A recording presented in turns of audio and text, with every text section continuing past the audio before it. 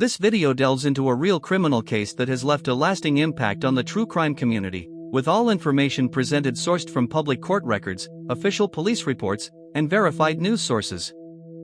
The case of Ken McElroy is a gripping example of how a community can come together to commit a crime, and then close ranks to protect the perpetrators, leaving behind a trail of unanswered questions and unsolved mysteries.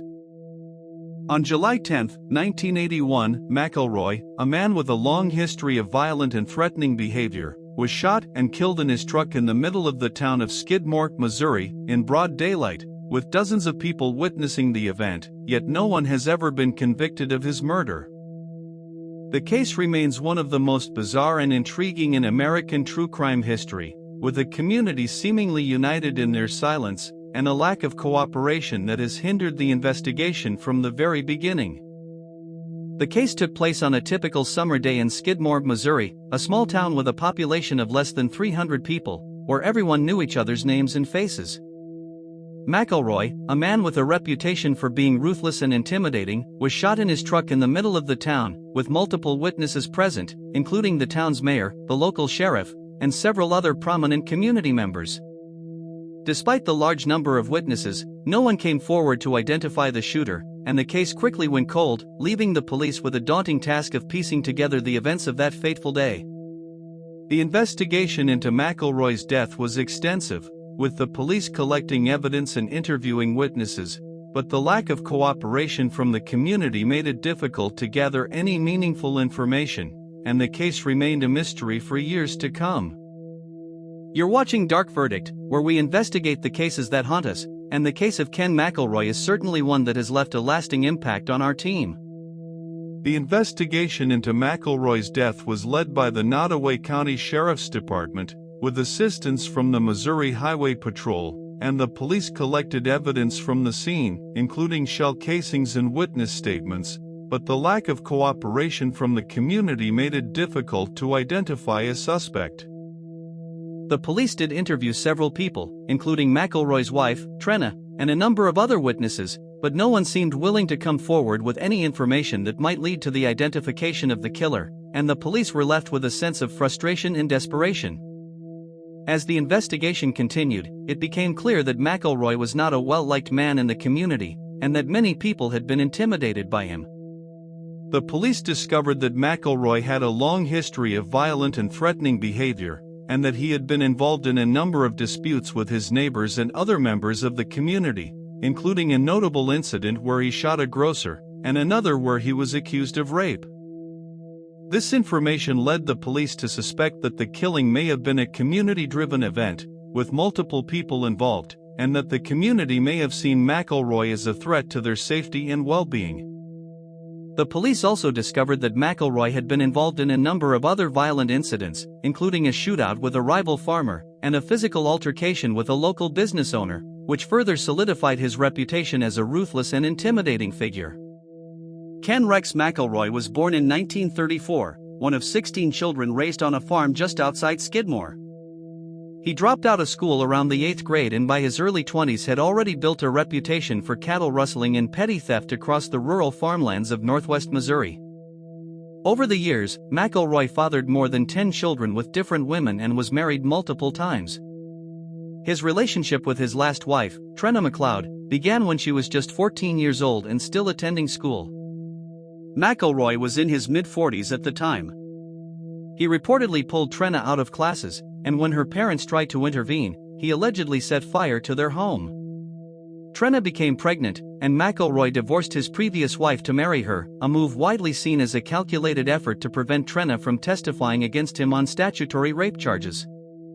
Where the case stands today is that it remains unsolved, with no one ever having been convicted of McElroy's murder. The police have continued to investigate the case over the years, but the lack of cooperation from the community has made it difficult to make any progress, and the case has been the subject of a number of books and documentaries, including the book In Broad Daylight, which explores the events surrounding McElroy's death. The case has also been the subject of much speculation and debate, with some believing that the community was involved in a concerted effort to eliminate McElroy, while others believe that the killing was the work of a single individual. Despite the many theories and speculations, the case remains a mystery, and the truth about what really happened on that day in Skidmore, Missouri, may never be fully known.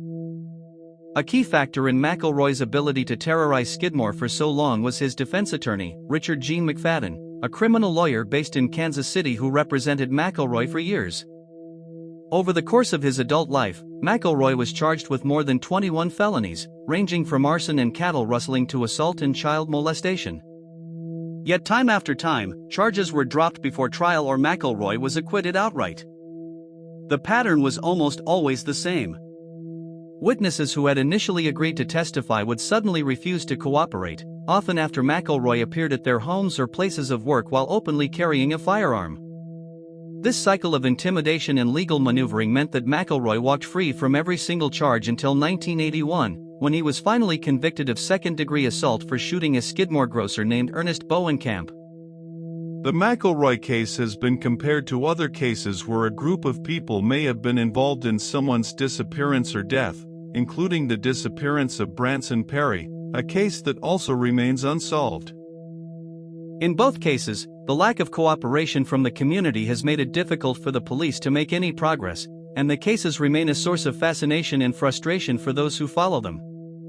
The McElroy case has also been compared to other cases of vigilante justice, where a community has come together to take the law into their own hands, and the case has been cited as an example of the dangers of vigilantism and the importance of upholding the rule of law. The Bowenkamp incident was the event that pushed Skidmore past its breaking point. On July 8, 1980, McElroy walked up to the B&B grocery store in town, where 70-year-old Ernest Bowenkamp, known to everyone as Bo, was standing outside. McElroy raised his shotgun and shot Bowenkamp in the neck at close range. Bowenkamp survived the attack, but the sheer brazenness of an assault in the middle of town horrified the residents who had spent years quietly tolerating McElroy's behavior. McElroy was arrested, tried, and convicted, but the presiding judge allowed him to remain free on bond while McFadden filed an appeal. Within days of the conviction, McElroy was back in Skidmore, openly carrying weapons and reportedly confronting Bowenkamp and his wife at the D&G Tavern. For the people of Skidmore, the legal system had failed them once again. On the morning of July 10, 1981, roughly 60 residents of Skidmore gathered at the American Legion Hall for a meeting organized to discuss what could be done about McElroy. Nodaway County Sheriff Dan Estes was reportedly aware of the meeting but did not attend, and some accounts suggest he was specifically told not to come. The county prosecutor, David Baird, had previously advised residents to form a neighborhood watch and keep a close eye on McElroy's movements, but offered little in terms of concrete legal protection. After the meeting broke up, word spread through the group that McElroy had been spotted at the D&G Tavern just down the street. A large number of the residents who had attended the meeting walked together from the Legion Hall toward the tavern and gathered near the entrance. What happened next unfolded in a matter of seconds. McElroy and Trena exited the tavern and climbed into a Chevy Silverado pickup truck. As McElroy sat behind the wheel, shots rang out from the crowd. Forensic analysis later determined that McElroy was struck by bullets from at least 2 different firearms, a centerfire rifle and a shotgun, indicating that more than one person had fired. Trena was sitting in the passenger seat and was not hit. After the gunfire stopped, not a single person in the crowd called for an ambulance or attempted to help the dying man. The townspeople dispersed quietly into the summer morning. By the time Nodaway County deputies arrived at the scene, McElroy was dead in the cab of his truck, and Trena was the only person still present who was willing to say a word. In the months that followed, Trena McElroy filed a $5 million wrongful death lawsuit naming the town of Skidmore and a local rancher named Del Clement as defendants. Clement, who had been among the crowd that morning, was widely considered the primary suspect in the shooting, though he was never formally charged. A federal grand jury convened in 1982 to investigate the killing, subpoenaing dozens of Skidmore residents, but it returned no indictments after witness testified that they had seen nothing or could not identify the shooters. The civil lawsuit was eventually dismissed without resolution. Trena left Skidmore and reportedly lived under a different name for years in the region. She died in 2012 at the age of 48, never having received a legal answer to her husband's killing. The case gained renewed public attention in 2017 when the Sundance TV network aired a multi-part documentary series titled No One Saw a Thing, which returned to Skidmore and re-examined the events of that July morning. The filmmakers conducted extensive interviews with residents, some of whom spoke on camera about the case for the first time in 36 years. The series also explored a broader pattern of violence connected to Skidmore, including the 2004 murder of 23-year-old Bobby Jo Stinnett, a local expectant mother who was killed by Lisa Montgomery in a fetal abduction case that drew national attention. The concentration of violent crimes in a town of fewer than 300 people struck many viewers and commentators as deeply unusual, and the documentary raised hard questions about insularity and silence in rural America. The question of whether McElroy's killing was justified self-defense or criminal vigilantism has been debated by legal scholars for decades. Missouri law at the time recognized a limited right to use deadly force in defense of oneself or others, but the circumstances in Skidmore did not fit neatly into any recognized legal framework.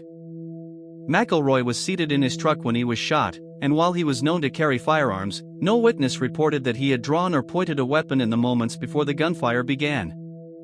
Author Harry McLean, who spent months living in Skidmore while researching In Broad Daylight, later said that the townspeople did not view what happened as murder.